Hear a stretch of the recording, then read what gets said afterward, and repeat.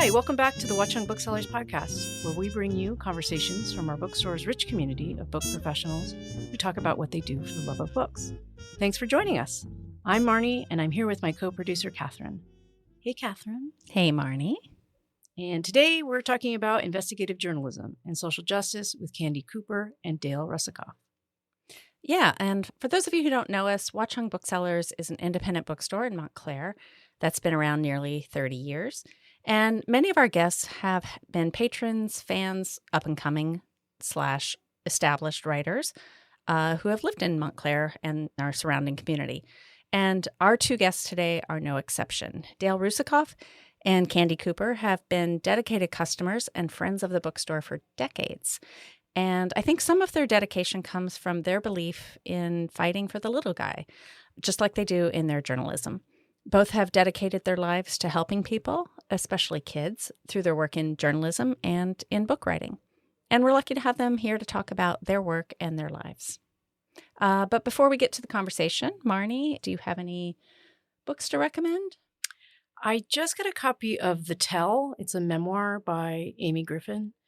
I think it came out March 11th, but I got a copy of it from my friend Katie, who's a former bookseller here at Watchung Booksellers, and it's about childhood trauma and the path to healing, actually. I think it's going to be a really great book. I know a lot of people are talking about it, but I'm actually looking forward to reading it. How about you?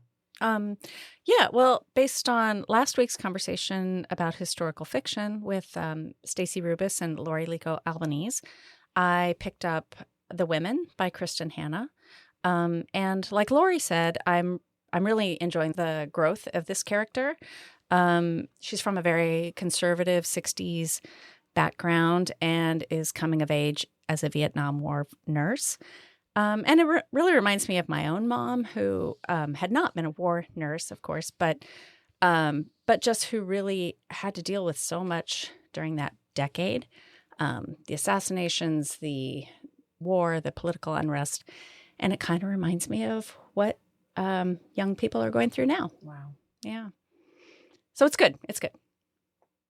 Great. Okay, let's introduce our guests and get to the talk. Candy J. Cooper is a Pulitzer Prize finalist and winner of the Selden Ring Award for Investigative Reporting. She is the author, most recently, of Shackled, A Tale of Wrong Kids, Rogue Judges, and A Town That Looked Away, which was recently named a 2025 honoree by the American Library Association YALSA Award for Young Adult Nonfiction. She also wrote Poisoned Water, How the Citizens of Flint, Michigan Fought for Their Lives and Warned the Nation, named a 2020 top 10 young adult book by the New York Public Library. She has been a staff writer for 4 newspapers, including the Detroit Free Press and the San Francisco Examiner. And in conversation with her is Dale Russakoff. Dale spent 28 years as a reporter for the Washington Post, covering politics, education, social policy, and other topics.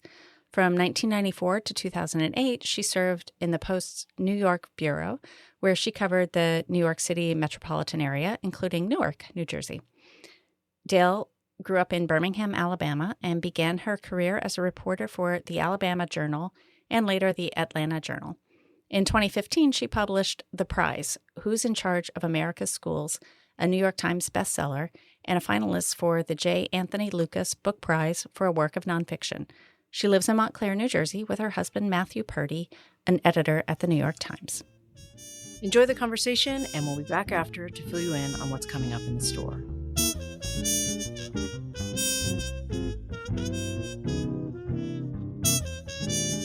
Well, hi, Candy. Hi, Dale. How are you? Good. It's great to be talking again I today. love talking with you. It's one of my favorite things is to talk to you about what we do. Yeah. I want to mention one thing. Okay.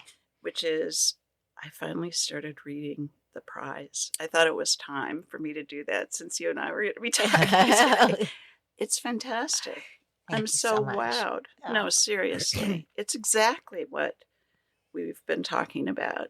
And it's such a wonderful example of that. And I'm not far enough along that I can really see how you've developed the characters. But already I feel connected to Cory Booker and Chris Christie and Mark Zuckerberg and his wife in ways that I never, had thought about. So I thank can't you. believe he was only 26 years old. It's striking. Yeah. Amazing. And you were And now, already a billionaire. oh my gosh. Okay, just one quick question about that while I'm thinking about it. So you start the book out in this SUV and they're driving around Newark. Yes. Are you in the SUV? No. Oh, okay. All right. I thought, because later in your author's note, I just sort of skimmed that, you said that you had spent a lot of time. I did, Okay. but not that time. Okay. All right. Yeah, Okay. no, Cory Booker, when he was mayor, posted video of all these things he did. And I looked and found that he had actually videoed that. So so you had the video. So I watched the video. Oh, yeah. wonderful. Yeah. That's so useful. Yes. I found that to be true in Flint also. Well, we are here to talk about the YA books that you have written about kids and how, injustices affect them. And I think it's so interesting that you've created a path for yourself writing YA books about serious justice issues that affect children's lives. And when we've talked about it, and I know that one reason that you gravitated to these books is that you had a whole career in daily journalism writing about these subjects, and you developed skills and interests and knowledge that now are playing out as books. And I just wondered, how did that start for you? What was your start in journalism, and how did you gravitate towards those stories in the first place?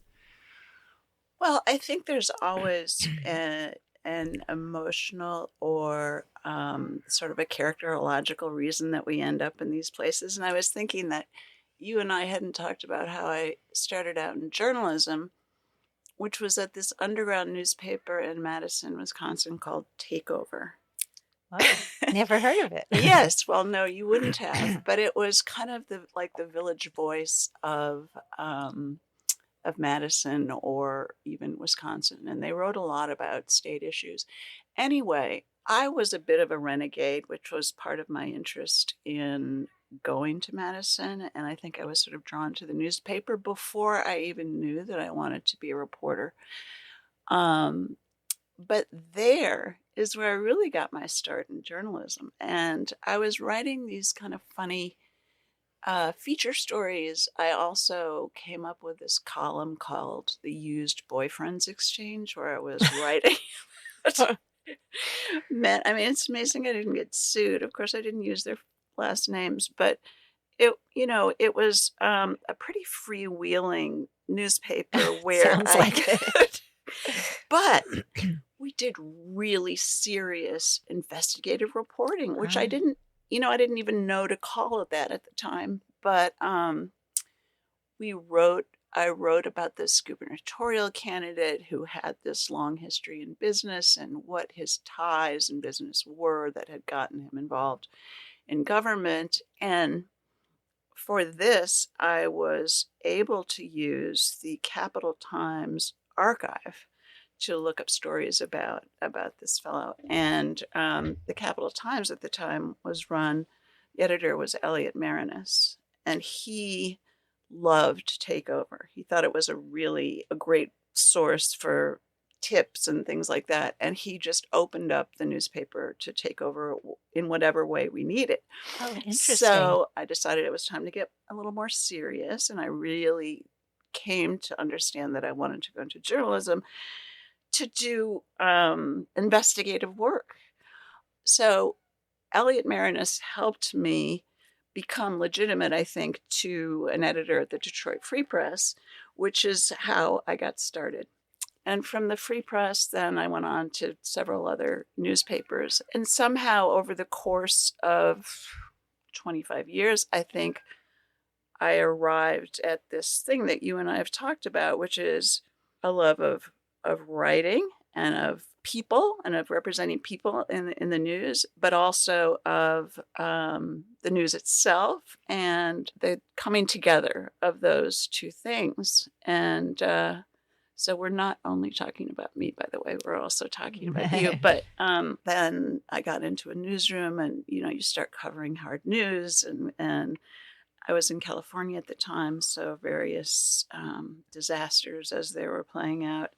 And some of those stories got results. And one very early one that I was thinking of, there were a series of floods in Southern California. This was in early 1980, I believe. And there was a boy, a young Mexican boy, who had gone missing. And his father had gone to report his son missing at the Long Beach Police Department.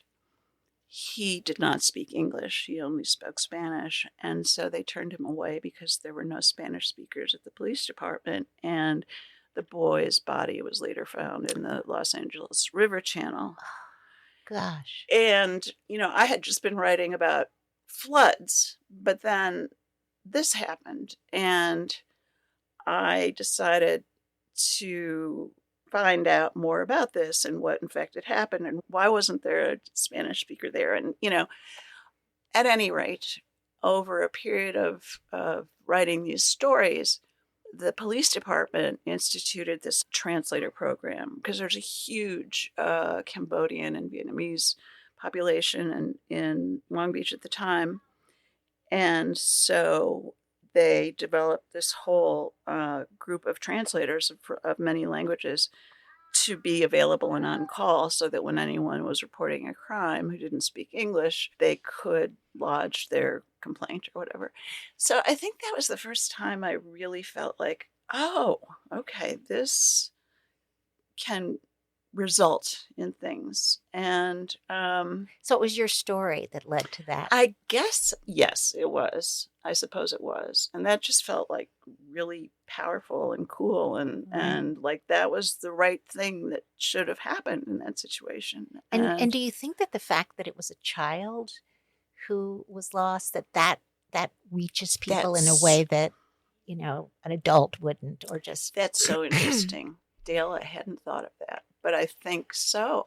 I mean, children, there's a certain guilelessness and innocence and unfiltered quality to their experience and defenselessness. And how can you not feel the loss or whatever the family is experiencing? And so that's interesting that you point that out. But at any rate, I moved from feature writing about, really fun, interesting things to these other kinds of more serious stories. And as my career went along over the years, I think those came closer and closer together. I mean, I think the more experience you have, the more you can bring those two together because it's not so easy to marry the news with the people it's affecting. Right. It takes a lot of work and thought and time over the years. I learned more about how to do that because, no one ever taught me about journalism. You just do it. Yes, right. Well, some people go to journalism school. Some do. Did you? No, I did not. You didn't? No, I just learned on the job. I want to know how you got started in journalism. And what was going on for you temperamentally or, deep inside that led you to want to do what you ended up doing? Well, I very much like you, from an early on as a journalist, I wanted to write stories that really took readers to a place and a time and made them feel like they were there, they could understand. And I think it was partly because I majored in history in college. History and literature. So I read, Perfect. So I think that's so much better than majoring in journalism. Right. Which is like majoring in plumbing or something. Right? You have to know, the context. American history and you need literature. Yes. And I loved the idea of history that read almost like literature and literature that contributed to your understanding of history at the time the literature was written. And so, and I had, researched papers where I went into the archives of newspapers from back in time. And it was rare, but wonderful to find a newspaper story that made you feel like you were there, because it was usually just this happened and then this happened. But then something that just gave you the context and the feel and even the smell of a place.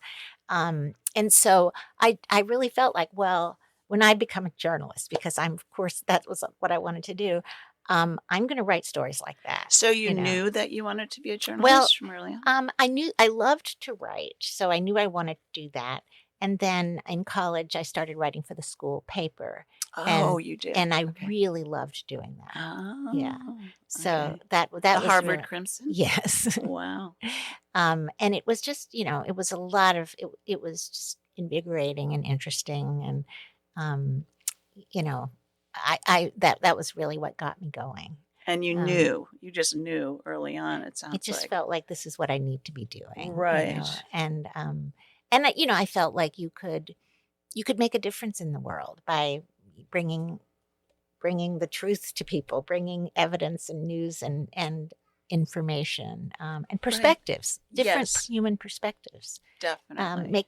Get people out of the world they lived in. And right. I think partly I grew up in Birmingham, Alabama. I'm, speaking of dating yourself, I was born during legal segregation. And, I lived in a world where people didn't get a lot of information from the outside, and nobody wanted anyone to know larger stories, like the great debates now about, we don't want our kids to think badly of America. They shouldn't know that there was racism or that there is racism or inequities and disparities.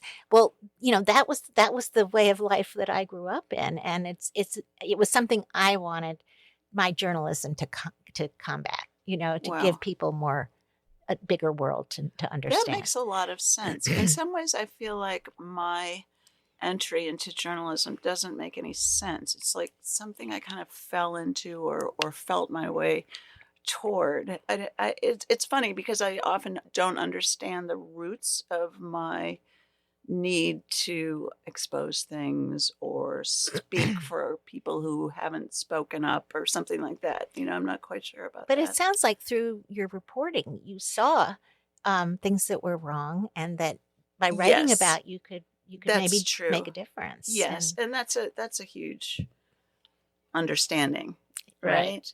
I know that you were at different newspapers. You were at the Bergen Record. You were in San Francisco. What were some of the sort of general topics that you wrote about and exposed about children and how the world was treating them? So in San Francisco, I began by covering the city of Berkeley, which was really fun. And then I moved into the newsroom and was covering breaking news. And as I said, there were lots of earthquakes and just lots of breaking news around the state of California. But I never thought of myself necessarily as a news hound. I wasn't somebody who wanted to jump up and run out and cover the news. I wanted to know more. And I was a slower processor of things, and that made me want to go a little deeper. And I don't know, you just sort of naturally work your way into the things that fit you. And in covering Berkeley, I had come to know this group that was very concerned about the way that the Oakland Police Department was handling, or failing to handle sexual assault cases. And along the way, I'd come to know this investigator in Berkeley on the police department who had created this wonderful sexual assault team.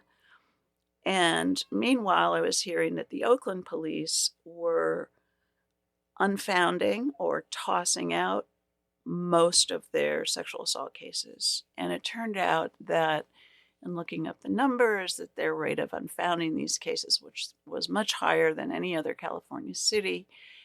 And so I began to look into that. Why is that? And who are these women? And what's going on there? And I didn't even tell my editors what I was working on because I didn't want it to become front and center. I wanted to work on it sort of in the background on my own and just collect information. And finally, it got to the point where I had this data from the state that revealed this truth. And so I ended up writing a multi-part series about the Oakland Police Department, how they were failing to investigate these cases. They were tossing them out before they'd even called the victim.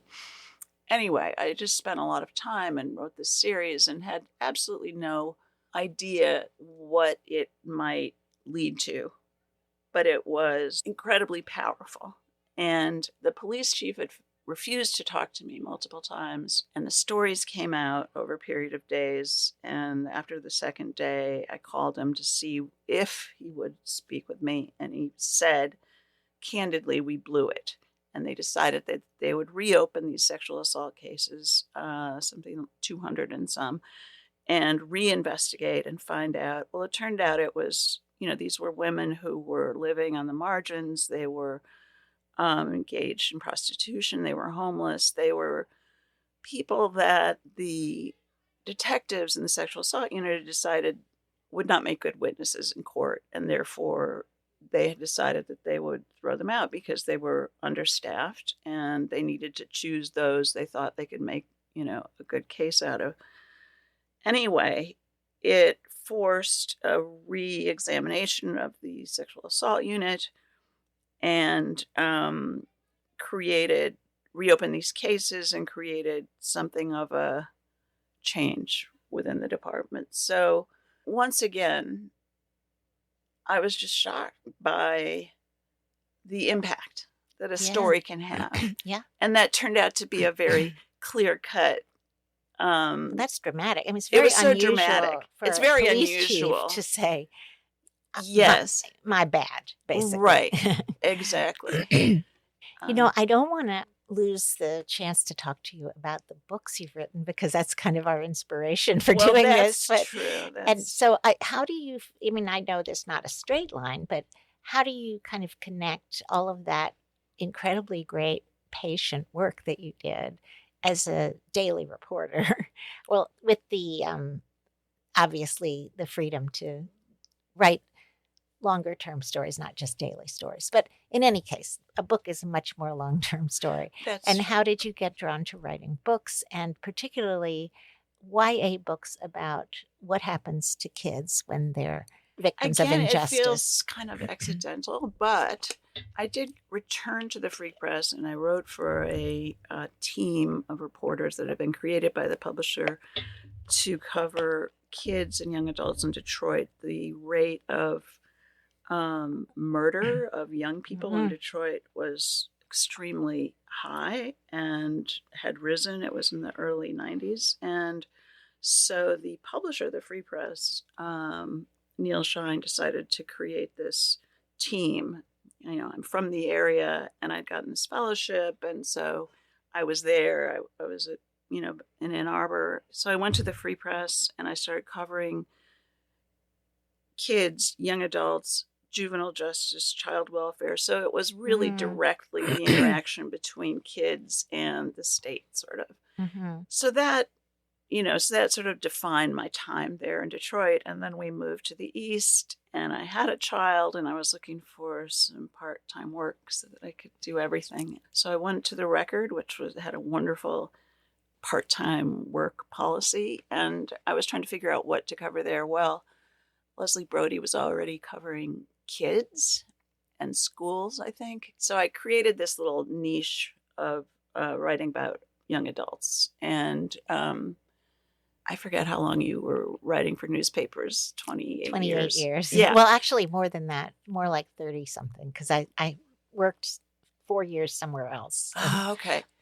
Yeah. So I had been working for newspapers for more than 25 years. And I think, my yen was to do more long form things. And I had been writing for magazines and just trying to figure out what was next. And you and I were in this writers group in Montclair that was mostly made up of fiction writers, but there were a few journalists. And Marina Budas is in our group, and she does both nonfiction and fiction. And her husband, Mark Aronson, is a stellar writer of young adult nonfiction. And he had run into a librarian in Michigan who said, we really need a YA book about the Flint water crisis. This was in 2015 or 16. And I think Mark, who is a historian and who approaches a lot of his YA books from that place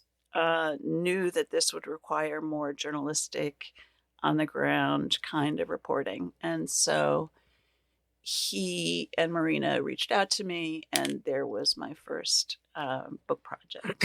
And since I grew up near Flint and I had done all this reporting in Michigan, it just made a lot of sense. My family was still there, so I was able to spend quite a lot of time in Flint. And at one point, I think Mark said to me, a YA book does not need to focus necessarily on young adults.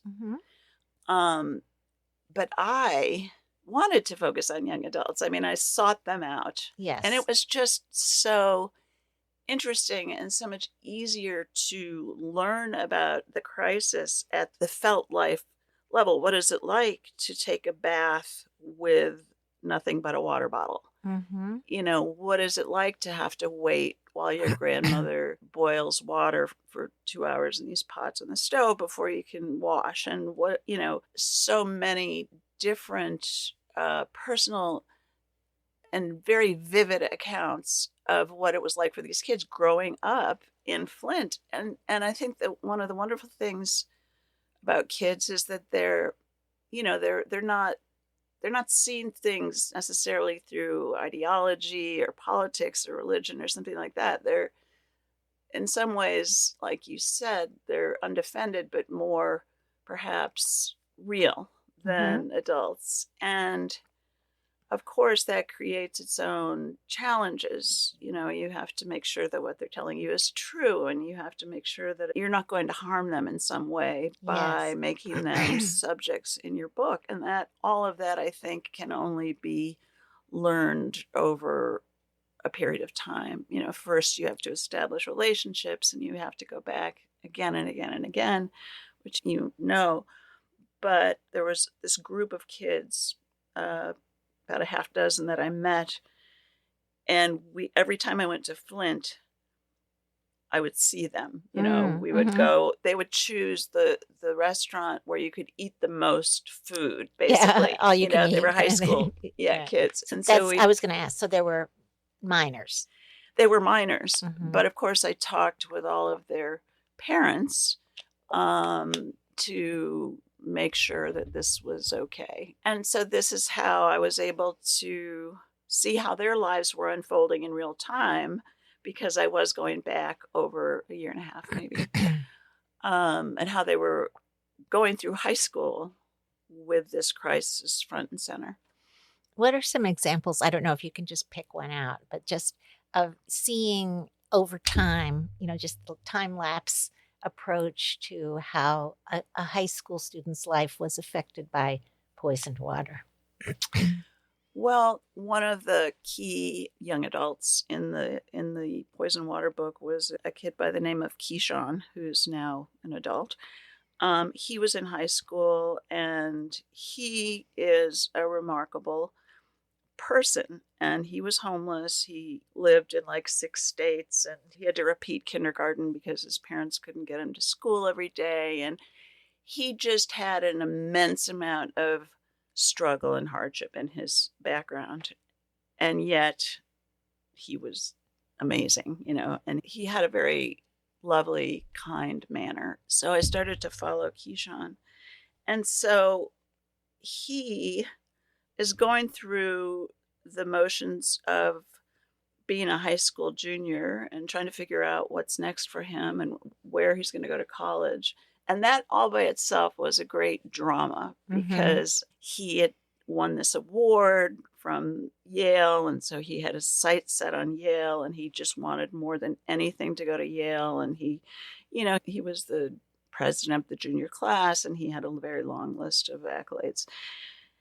Anyhow, he ends up going to Cornell in the end, but that's a long story too. But at any rate, threaded throughout all this is the water crisis. And so he is going to the high school and testing the drinking water at the high school and finding that it's full of lead, and all the drinking. You're talking about like the water fountains. The water fountains at the high school, which were all shut down. And there wasn't necessarily enough bottled water at his school, so he became somewhat socially active in trying to bring about a change, with the water crisis. Now, he went off to school before I think it really came to an end, but at any rate, he and his friends were able to talk very specifically about the kinds of hardship that they went through as they were dealing with water crisis, all the skin rashes, all the ways that they bathed, what it had done to their ability to look good, as all teenagers want. What about, did they know that whether it had affected their IQ? their ability to, just their Well, cognition? their cognition. Well, this was a real concern that they had, because some of the kids had decided that because of the water crisis, they were dumb or they would not be able to succeed. Oh. And so they were fighting Stigma. Yeah. a stigma about being from Flint. Mm-hmm. And Flint's problems are so enormous. The water crisis was but one item on the list. But I think a lot of the leaders, and particularly the Black leaders in Flint, one in particular, was very concerned about this stigma and what it was doing to the sort of psyche of the kids. Mm.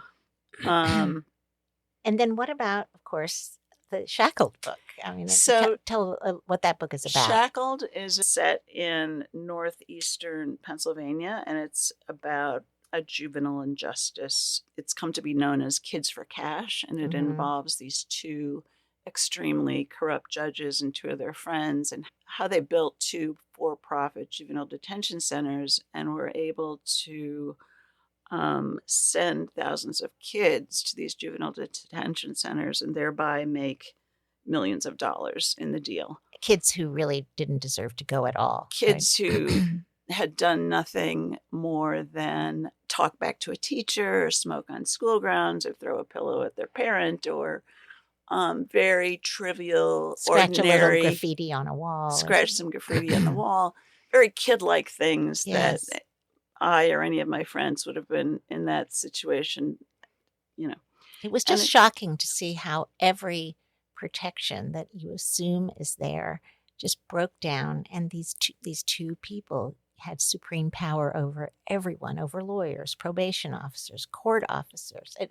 I just found it very frightening. And it is. And I think and again, totally defenseless kids. Right. Who have suffered greatly as a result. Tell the story about, it's not in your book, but when you went to give a book talk, and two of the kids came to the book talk, and one of them sat next to you. Carissa, she was 14 when she and her girlfriend were accused falsely of spraying graffiti, 86 different instances of graffiti around their small town, when in fact they had scribbled on a couple of street signs with magic marker with just silly things, and no more than, 6 or something like that. At any rate, there had been this rash of graffiti around town. The people were up in arms, and they became the targets of the kids who had actually committed the graffiti, apparently. And they wound up in court and were shackled at their feet and at their ankles and wrists and sent off to detention. And after that, they were on probation. They were really very stigmatized at their school when they returned. Carissa would be called from her classroom to take a drug test. Well, none of this had anything to do with drugs whatsoever, but she would have to go and produce a urine sample and then walk her sample down the hall to the probation officer at the school. And it was extremely humiliating, and it went on, and it just created a lot of disorders for her. She just felt very stigmatized in her town, as her family did, and that happened to a lot of these kids. Anyway, the book came out in April of last year, and there was a book festival in Bethlehem, Pennsylvania, that I went to. And when I arrived at the public library there, Carissa was there, as was Ryan, who was also featured in the book. And he was sent to Glen Mills, actually, and had a horrific story that he told. At any rate, I had asked them if they want to be part of the book talk. And so she sat with me on this little stage, and there were families and kids sitting around us. And I decided to read. That had been my intention all along, to read from the first chapter. And so I started reading, and I looked over, and Carissa was crying. And I wasn't sure what to do about that, but I just tried to kind of put my hand on her arm. I continued while trying to kind of assess if she was okay and whether I should keep going. I did. And by the end, I looked up, and other people were crying. Mm.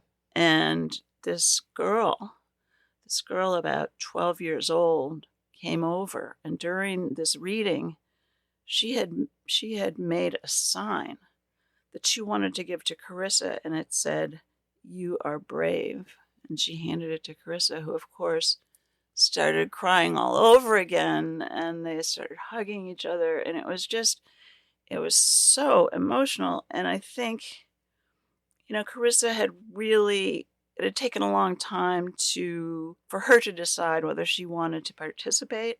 So I think what it showed is that she was so relieved to have this surface, and she, of course, was reliving the trauma of it, but she thanked this girl, and it was cathartic for her. Yes. in a huge way. And I think it revealed to those who were there just the profound suffering that these kids have gone through, and how much they've been keeping bottled up all these years. And I think so many of them felt as if they had done something wrong. There was something wrong with them. They had internalized it, as kids do. And their parents had sort of bought into that idea as well. And so it's taken many of them years to kind of overcome that idea that they had done something wrong. And I think for her to see what happened to her in the context of the larger story was huge. It just shifted her perspective on, what had happened, and the sense that, maybe it wasn't something that I did wrong. It was something that they did wrong. Yeah. They're the criminals. I wasn't a criminal. Yeah, and it sounds like this young girl who made the sign for her. First of all, how affirming of your book that that the power of telling the story really is healing. Yes, for everyone. That is so true. That's a very good point. That really, when you told me about that, I just thought, wow, it's like another whole way of thinking about writing these books. That is true. That I don't think I understood at all. Well, in the course of it. Yeah. Well, you hadn't seen that. Yeah, exactly. Yeah. And how many years had it been since Carissa had been incarcerated? Well, she was 14, and now she is around 30, I believe. So that's many years. And she has really struggled, and is making some progress now. But a lot of these kids, I think I heard during this hearing someone say that it had taken, on average, at least 7 years for these kids to kind of get on their feet after they were incarcerated. What a tragedy. It is. Terrible. And it's on everyone's hands, all of the people in that system. Exactly. And I think, for me, it was an example of, okay, here's what happens when the rule of law is just, and all the norms are shattered. Yes, I was just thinking about that, and what an echo there is, and how corruption is not just some harmless thing that bad guys do, that it has real, serious, profound consequences. Yes, it is not a victimless crime. No, it isn't. Yeah. Some people do well by themselves, but they also do it on the backs of Exactly. very, very weak young people. Right. Exactly. Really moved and inspired by it. Oh. Well, I'm moved and inspired by your amazing book, which did so well. I don't know. What year did that come out? It came out in 2015. Well, it's fascinating. It feels a little bit like history now, and also that you had all of these entrepreneurs in the Silicon Valley, The billionaires. the Billionaires Club, who The oligarchs now. who are now the oligarchs running the country. I mean, that is so shocking, and that just came across in the first chapter. So I think there are giant echoes there as well. Yeah. And it made me wonder, well, okay, if Cory Booker was so concerned and crusading in this big way for the Newark schools, is he, I mean, I don't know, where is he at this Yes. moment? And, Right. and he certainly knew how to get a lot of attention for that issue. Yes. And he went to a lot of trouble, knocking on every door and, making all these sort of attention-getting, events happen. And so now I want him to be out there doing the same thing. But at any rate, so how did the prize happen? How did it get going? Well, I, like you, found my way to writing about children through lots of, fits and starts. When I was in the New York bureau of the Washington Post, I had written a lot about Newark and about Cory Booker, who was at that time running for mayor and lost. But, made a huge splash in the process, and he was on the city council. But also I'd been always just incredibly interested in education.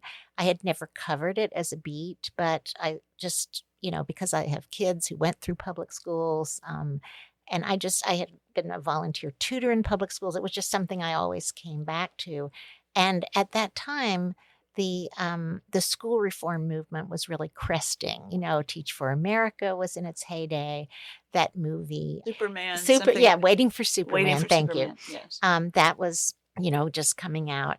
And at the same time that movie came out, suddenly I saw this little item in the Newark Star-Ledger saying that Cory Booker was going to be on Oprah with Mark Zuckerberg and Chris Christie, who was then the governor. Booker was still the mayor, announcing that Mark Zuckerberg was giving $100 million to the Newark schools with the goal of transforming them. And I just thought, I had just taken a buyout. The Washington Post was at that time contracting and closing its out-of-town bureaus, so they closed the New York bureau. And I was just thinking, oh my gosh, I wish I could write about this. And suddenly occurred to me I could. And I just decided to write a book about it. And I spent 5 years following it. And it was so many of the themes you were just talking about that, people make so much fuss and everybody is getting so much attention and in some cases a lot of money. And you're not hearing from the children. Right. And in many cases. You could tell just as you were in your first chapter that you were kind of setting up this top-down idea of the money. And so it makes you wonder, well, what happened down here? Right. Yeah. And people, people who've been very successful at something and made a lot of money tend to think that they know how to fix everything. Right. But maybe they just know how to fix what they fixed, Right. And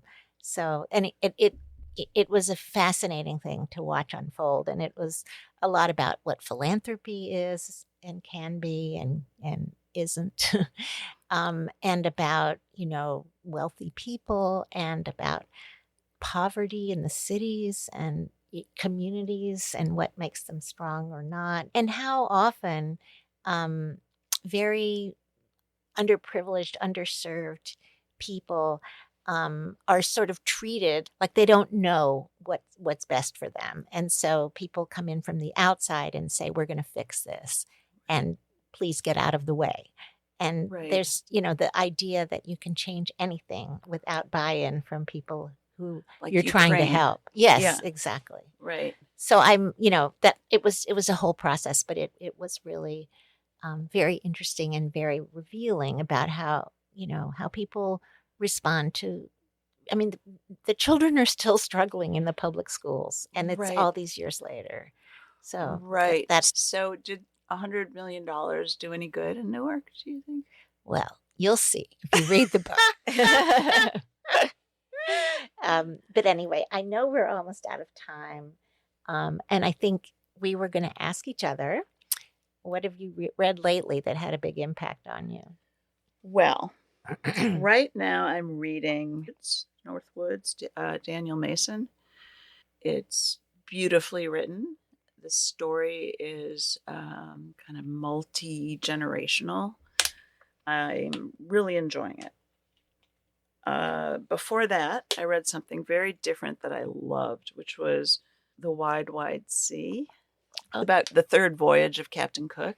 Oh, yes. It's this fantastic adventure story. It's a fantastic example of what the best of nonfiction can be, because there's just all this detail. Amazingly, like all these people on the ship kept diaries, including Captain Cook. Mm-hmm. And many of those survived. I mean, I loved it. It's just, it makes me want to write an adventure story almost, because fun. And it's also, it's also about these indigenous cultures coming in contact with Western culture for the first time, and sort of looking at these sailing ships coming over the horizon and people wearing clothes with pockets, and, just the strangeness of this meeting. And some of them are very friendly and good-natured, and others are very unfriendly. And it's just, anyway, it's not something I had thought very much about.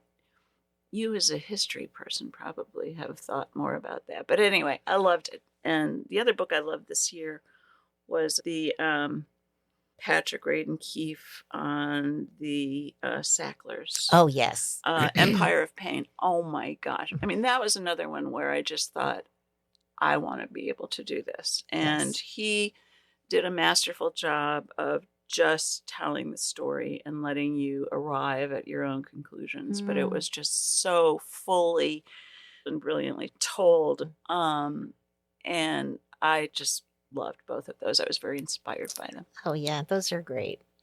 What about you, Dale? Well, I'm right now reading a book that my husband heard from several people at the New York Times is like one of the best books they've ever read.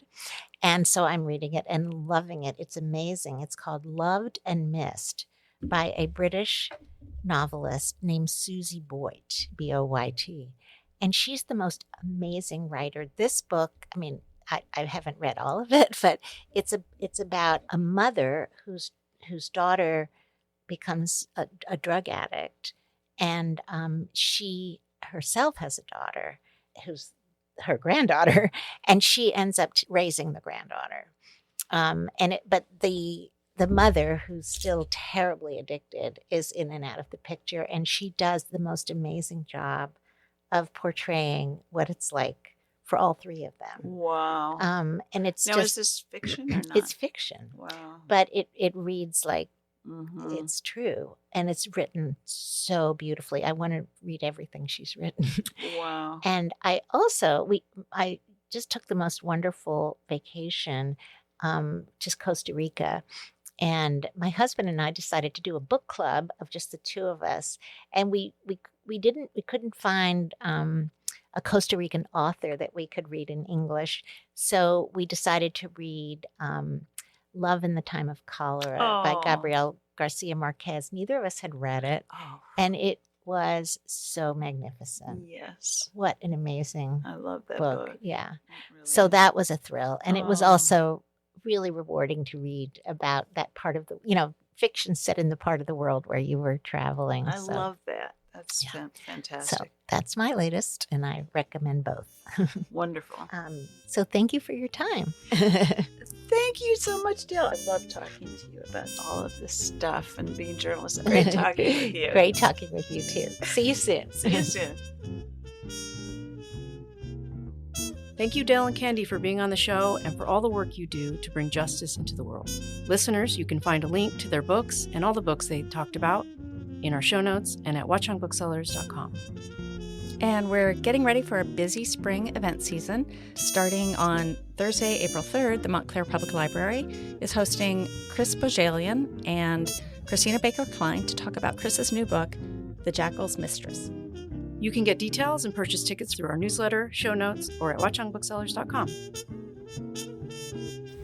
The Watchung Booksellers Podcast is produced by Kathryn Counsell and Marnie Jessup, and it's recorded at Watchung Booksellers in Montclair, New Jersey. The show is edited by Kathryn Counsell, and original music is composed and performed by Violet Mujica. Art and design and social media by Evelyn Moulton. Research and show notes by Caroline Shurtleff. Thank you to the staff at Watchung Booksellers and the Kids Room for all their hard work and love of books. And thank you for listening. If you enjoy the show, please like, follow, and share it. You can follow us on social media at Watchung Booksellers. And if you have any questions or ideas, you can reach us at wbpodcast@watchungbooksellers.com. We'll see you next time. Until then, for the love of books, keep reading.